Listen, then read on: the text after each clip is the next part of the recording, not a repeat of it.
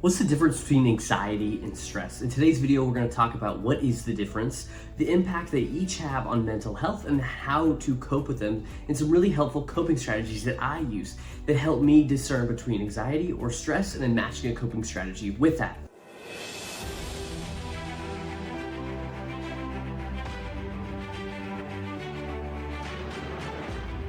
So the first piece is actually defining what is the difference between the two, because I think it's really easy to see the two as the same thing. Don't be wrong, they have a lot of similarities, but there are key differences that when you understand them, you will better understand how to cope with them and also how to fix them. So the first piece is to understand that stress is typically a response to external pressures. And what I mean by that is stress is a reaction to external pressures, whether those are self-imposed or outside imposed, so managers, family, friends, whatever.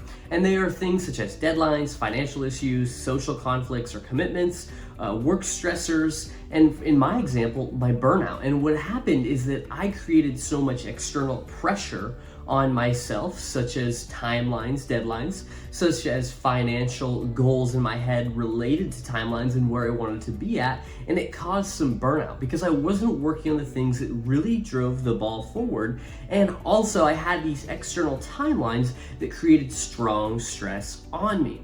So you can think stress as an external pressure that is coming from some source on you, and then you feel stressed to then accomplish and achieve that pressure or get to that deadline or that financial or that social conflict, whatever, fix that thing. You could think of anxiety as more of an internal experience. It's persistent worry or fear, usually due to many options in your head and due to too many options. You have too many perceived options. That's why I like to think about with sadness or depression and anxiety. And so what I think about is sadness or depression is a lack of perceived options, and anxiety is too many perceived options. So with anxiety, you just sometimes can't choose, or you have so many different outcomes that it causes you to be anxious.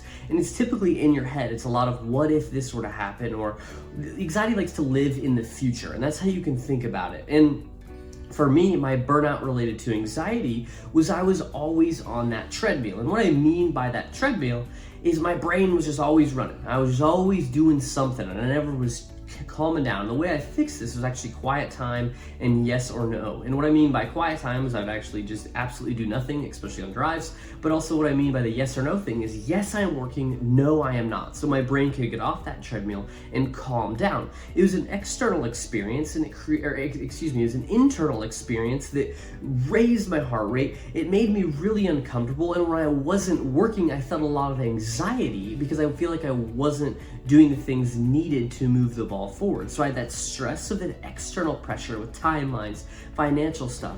And then I had that internal pressure from the anxiety of feeling like I should be working on this. I feel like I'm not moving my mind quick enough. And so that combination was very difficult to deal with. And yes, they are really interrelated, but it's important that we understand the differences between the two, because we can also see differences in the physical and emotional pieces of these, because typically with stress you feel tension and irritability, whereas with anxiety you tend to feel worry and an increased heart rate, and you just can't really sleep as well. And those are the differences that I've noticed. With stress, I feel like I just have to go. With anxiety, I feel like my mind is just running rampant and I can't get control on it. And that's how I would describe the two, between the emotional differences and the mental differences of how I'm thinking about them. The second piece is actually the impact on mental health. So if you look at short-term versus long-term, stress short-term can actually be a really good thing. In my life, I found when I need to meet a deadline or I need to be able to perform under pressure, stress can actually be a good thing to raise my performance and raise my bar of excellence, if you will, and raise me to perform even better. And so I found stress in the short term to be great, but in the long term, I found it actually can hinder progress and can actually lead to burnout. Now with anxiety, in the short term, it can kind of help, similarly to stress, but I do think overall having an anxious mindset doesn't really serve you. So in the short and long term, it tends to hinder me, at least. I find my anxiety to not be as helpful as sometimes the stress can be. Also, an impact on mental health, I would encourage you, if you are facing things, to actually get professional help.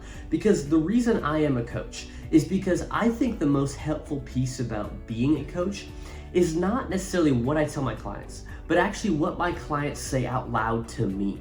So I think actually seeing a coach or a therapist can help you feel a lot better about your stress or anxiety, because just talking it out will make you feel better. Now it's time we break down some coping strategies for stress and anxiety. For stress, the way I like to see it, how to relieve my stress and stuff like that, is to actually remove the deadlines. So instead of having, oh, I want to be here in a year and I want to have this amount of money in a year, I just remove the deadline. Don't even think about a timeline unless you have to have one for work or whatever. But for me, I just remove the timeline completely, and that has been really helpful with my stress. On top of stress, things that really help me are exercise, sleep, and mental reframe. And what I mean by mental reframe is actually taking my stress and be like, oh my gosh, this is a bad thing, and actually reframing it to a good thing, like I talked about earlier, to raise that performance and make me a better person and perform more work, because stress is giving me that energy. Now, one other thing with coping strategies is the anxiety piece, is to actually, for me with anxiety, is my brain is running rampant, as I discussed earlier. I was on that treadmill. And so for anxiety, what I like to do is I like to do quiet time. I will, and especially on my drives, turn off the music, turn off everything, and just drive, and just focus and let my mind kind of run and filter and compartmentalize some of the things that I'm dealing with. I like walks as well. I also like to sit on my deck. So quiet time has been really powerful for me. On top of yes or no time, as I mentioned earlier. So for me, I have a very clear metric now of yes, I am working, and I'm fully bought into that. It makes me more present, it makes me a better worker. On top of that, I have very clear no time, and that makes me a better partner, a better friend, whatever, because I have that very clear piece where I'm like, nope, I am not working right now. I am doing this. And that yes or no time has been really powerful for my anxiety. Another one for me, as I talked about with anxiety, sometimes it's having too many options, too many perceived options, that is. So what I like to do is I like to just cut. If I have so many options of what to do, like let's say that you're trying to plan a vacation, it could be a little anxiety inducing because you have so many options what you could do. But instead, if you just narrow down like, okay, I have these 3 options, that anxiety tends to dissipate. So what I like to do is just start eliminating options. That helps calm down my anxiety as well. As well as with anxiety, coaching and therapy is really helpful for me. I see my therapist bi-weekly, and I meet with my mentor or coach weekly as well. So those are really helpful for my anxiety.